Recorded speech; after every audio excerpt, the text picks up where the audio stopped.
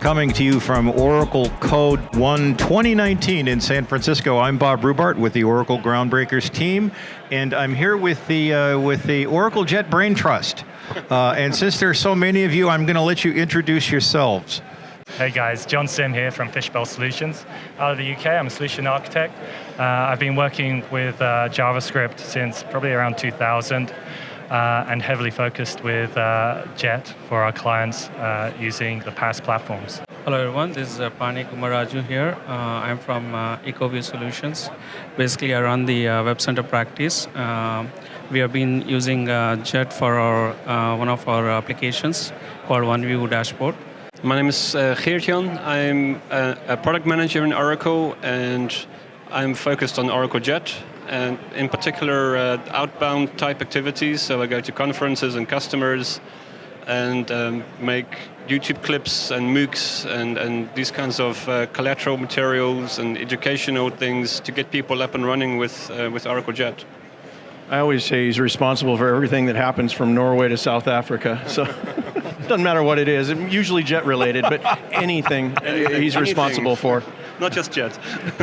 I'm JB, John Brock, I go by JB, most people call me that. I'm another one of the product managers on the Jet team, and I've been doing JavaScript since 1997, since it was still called Livewire back in those days. Wow. So yeah, I got some history in this thing. But, well, let's tap into that history, JB. For the uninitiated, what is Oracle Jet? So Jet stands for JavaScript Extension Toolkit, and it's just that. It's an extension of regular JavaScript. It's a collection of open source libraries that we started working on almost 7 years ago. October will be 7 years, actually. Okay. Wow. And it was what we decided to do for Oracle's JavaScript solutions. We had done ADF, we had done all kinds of things with Java and so forth, but we didn't really have a JavaScript solution. So we created this modular toolkit that you can use as little or as much as you wanted to, and we named it Jet. And I'll actually give credit to Shai Schmelcher for naming it. He came up with the JavaScript extension toolkit and trademarked it. And we've been developing internal Oracle applications with Jet. Pretty much a good percentage, a high percentage of all the Oracle Cloud software is now written in Jet. And all future development of all the SaaS applications, all this Redwood stuff that we've been talking about this week, all going to be done in Jet through web components and just JavaScript front ends, client-server type architecture. Is Jet open source? It is. We originally started creating it or writing it in 2012, but in 2016, actually on Leap Day of 2016, February 29th, we released it to the general public under a universal permissive license, which is about as open source as you can get. Wow. And it's free and available for anybody to use. And we've actually had a few people fork it and do different things with it, but primarily it's used as is, and it's extensible through web components, following the web component specification and things of that nature. And that's what people do with it. And where does one get Jet? GitHub.com/Oracle. /Oracle Jet. There's also the homepage, oraclejet.org. And there's a Getting Started section which tells you to use NPM, the Node Package Manager, to install the command line interface. And once you've installed the command line interface, you can use a command ojet on the command line to create new applications, to build them, to serve them up. All kinds of commands are then available. And then you have scaffolded your application, and you can open it into any editor where you use JavaScript and HTML and continue working with it there. Now, Geertjan and JB, we keep running into each other at conferences. You do a lot of sessions about Jet. What's the one question that you're tired of answering about Jet? That's a colorful way of saying, what's the most frequent question you get? Yeah, even this week, I guess it's how do you compare against the other JavaScript frameworks in the ecosystem? Angular, React, Vue.js, things of that nature. Jet is designed for the Oracle ecosystem, and we're staffed and targeted and measured. I get paid to really make Jet work within the Oracle ecosystem. So Oracle partners, Oracle customers, things of that nature. And so we're not really targeted at trying to compete directly with Angular or Facebook or any of these other things in the React world. But at the same time, the way that we were put together, this modular architecture of making Jet JavaScript and not some prescriptive approach to where there's actually a Jet thing, So the most common question I get is, I can't search, I do a search on Google for, say, Oracle Jet and Moment.js or something like that, and I can't find anything.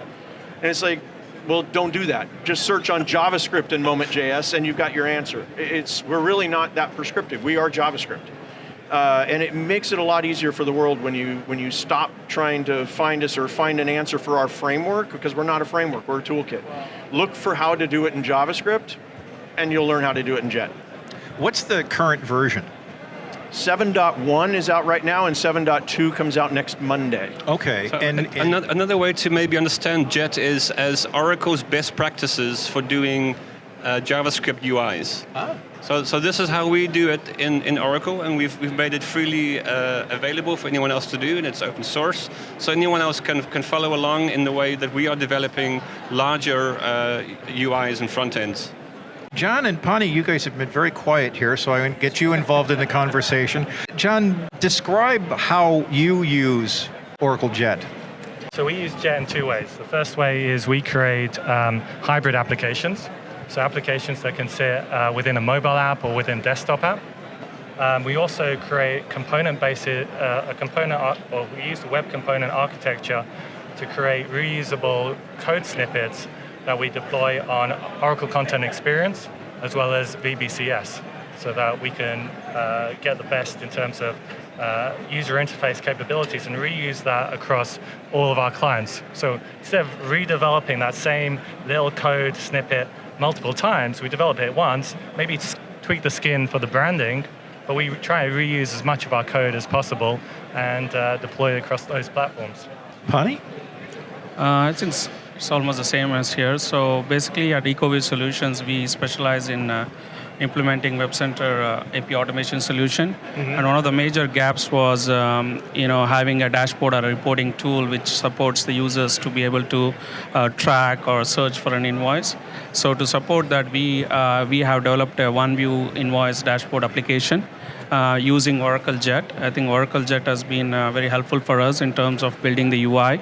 It's faster development cycle, ease of use, and Cookbooks, for example, and all that. It's been very helpful for us and also getting new clients for us. It helped us in developing the application.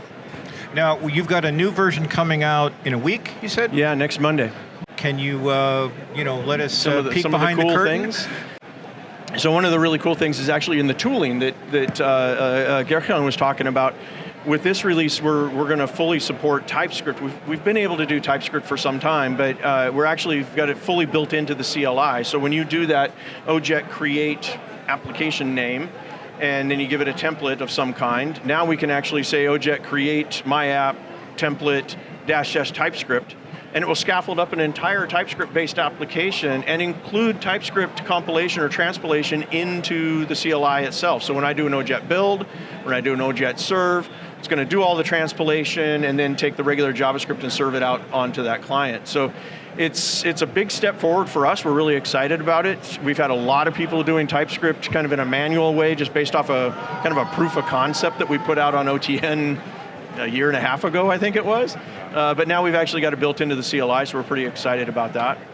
And we also have a new Visual Studio Code extension coming out that gives us full code completion and insights, snippets, so you can do like abbreviated commands and it will generate an entire component for you and things of that nature.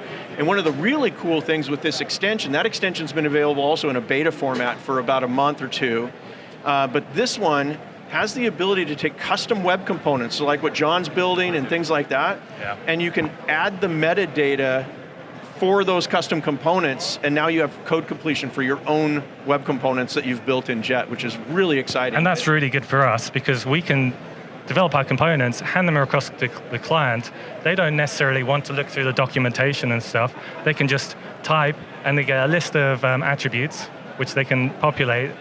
Go with it. It's really slick what you can do with these extensions, and we hope to build one out for Apache NetBeans as well, which is where we kind of started ourselves in that IDE. But it should be really made clear that Jet's just JavaScript, CSS, and HTML, so you can use any editor that you want.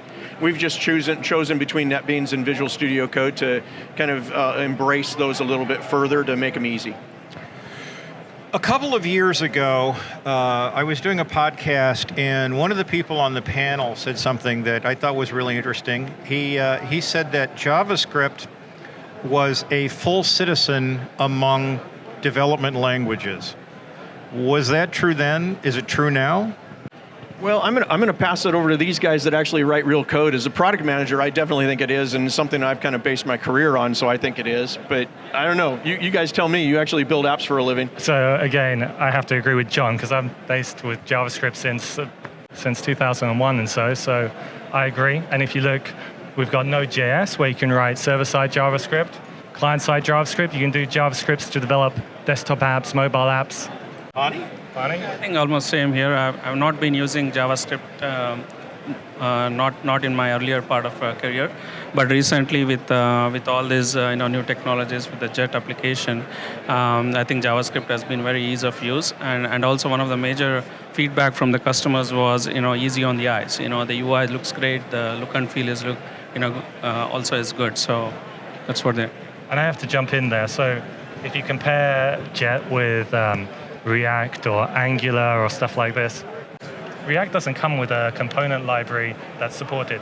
All of the components that React have are open source, so you will have to search Git, then you have to bring them into it, and you don't know the quality of that code or if that's going to have a performance impact on your application, because it's open source. You don't know the quality of the developer who's written it, but your component library, it's supported by you. Any issues, we can come directly to you, and you can say, we'll have a look into it, and you'll fix whatever issues we come across. I think a lot of the development of Jet, and the reason why this is the way it is because Jet was really created to support Oracle's modernization strategy. Yes. And you can see at Open World and at Code One, all the different colors and branding and announcements around that, the new UIs, the new layouts, and the new CSS, the new style sheets, all these different things. And so we have all these developers in Oracle who don't have a JavaScript background, who are now, because there's a decision to have all these UIs rewritten in JavaScript, have to now use JavaScript. So we have to create all kinds of tools and technologies to support that, to support our internal developers. So we created a command line interface to help them to set up their application consistently. So we set up a cookbook to enable them to copy and paste code snippets instead of having to figure it out on their own. And so we created Visual Builder to enable them to drag and drop their application together. So these were all tools and technologies we created for our own purposes. But now they're also available for anyone else to use as well, after they've been really tried and tested internally by our own development teams. Yeah, and Visual Builder is actually a really fun one to take a look at. Even if you don't end up using it in the end, it's fun to actually take a look and see what it was done, because Visual Builder is written in Jet. So it's an amazing example of how complex an application can be, and it is. I mean, it is a fantastic tool, and it just gets better every release when it comes out. But then it generates and develops a Jet-based application, and it's not some metadata transpiled thing that it spits out at the end. It's real Jet code. You click a code button, and you can see exactly what it's doing. And even the most recent release that just came out for Visual Builder, it's really cool because when you go into code mode, it still shows your property inspector and it shows the visual editor, and you're changing code, and as you're changing code, the property inspectors are updating and the visual thing's editing, and vice versa. You edit the property inspector and you can see the code change. So they're interactive in both directions, which is really fun. And it's actually one of the tools that we showcase to our clients first, because they're like, well, show us a Jet application, because we hear that React is super fast, Vue, how does Jet compare? And I'm like, well, you're talking about a couple hundred milliseconds from what I see. As long as the developers know how to write JavaScript, they can write as performant app as React. So yeah, we've done our share of internal applications that we've written in ADF, we've written in React, we've written in Angular, and we've written them in Jet. Yeah. All the exact same APIs, all the exact same backends, everything else is working the same, and we compete just fine. There's no, it's not an issue of really trying to compete. I shouldn't say the word compete, because that's not. No. It's not what I'm targeted. It's not what I'm paid to do. Yeah. But we hold our own just fine. And as a matter of fact, in the environment that we play in the enterprise space, where you're writing an application that may take you 6 months, a year to write that app, and you need backward compatibility and upgrade safety, so you have to go back and forth both ways. We release every 2 months with bug fixes. We put a major release out every 6 months, and we guarantee backward compatibility. Now try and do that with any of these other frameworks that are out there in an enterprise scale. We've got about 107, 110 applications, commercial applications coming out of Oracle that are all written in Jet. We've done this a while. We know what we're doing, and it is very stable and very quick. So pretty happy. Let's talk about resources that are available for people who want to learn more about Jet. Now, you mentioned the Cookbook. Where can people find that? So if you go to the Oracle Jet homepage, which is oraclejet.org, you'll find some buttons on the front. One of them, it says Cookbook. And you click on that button and you find yourself on the page where you see all the different components listed by means of a small picture in different categories. So you can see data grids and tables and charts and graphs and maps and gauges and all these kinds of components. You click on one of them and then you see, in fact, that component running directly in the browser. So once you click on one of those pictures, you see that component running directly in the browser, and you see the code next to it that defines that running component. And you can tweak that live in the browser. So those are edit areas where you see that code. So you see the JavaScript, the business logic, and you see the view code in HTML. Right there, and you can tweak it there, and immediately you see that component update to show the new values you've provided or to show the new properties that you've changed and so on. So once you have everything you like, the way you want it to be, you've tweaked things and removed bits of code and added your own bits of code, it's really a playground, it's a JS fiddle for components. Once you're happy with it, you can copy it directly from there and paste that code into your view and into your JavaScript part of your application. Now, you've been very busy over the last couple of months doing a series of short videos that are absolutely brilliant concept called 2-Minute Tech Tips. It's all you, man. Whose concept is that? I think we may need to pass that towards you. Talk a little bit about, I know you've done a couple of dozen by now? Yeah. But talk about some of the tips that you've done. Well, for me, this all started with Frank Nymphius, who also does lots of 2-minute tech tips. And every conference I went to, he would be talking about how amazing the process is, and he's got this whole setup at home, and it's a very complex scenario. And you can see how professional his 2-minute tech tips are, all about the Oracle Digital Assistant. And so I thought, well, we should do that for Jet as well. And we contacted you because you're the one that provides this platform, really. And the instructions are basically to create a small introduction and then 2 minutes, strictly 2 minutes around a particular tip. So it forces you to be very focused. And I see it like a small haiku, really. You're constrained by the form, as you are with a haiku. But what comes out of it is something that is very precise and very focused as a result. So I've done, the first one was about how to get started with Jet. So in 2 minutes you've shown how to get started. Another one is how to use the Cookbook. Another one is how to use the command line interface. So all these larger topics that we deal with in MOOCs and in tutorials and in developer guides and so on can be boiled down to 2 minutes. If you're forced to do so, if you're forced to think about, hey, how would this be expressed as 2 minutes? So it's really an intellectual challenge to do that. It's the old elevator pitch done in a really fast format. It's a quick elevator ride. And these are available on YouTube, right? They're on YouTube. We have a long list of all these clips together on the Oracle Jet YouTube page as well. Yeah, there's actually a playlist with them all in it. It's a playlist and they're all there. And we want to encourage YouTube.com/OracleJet. Yes.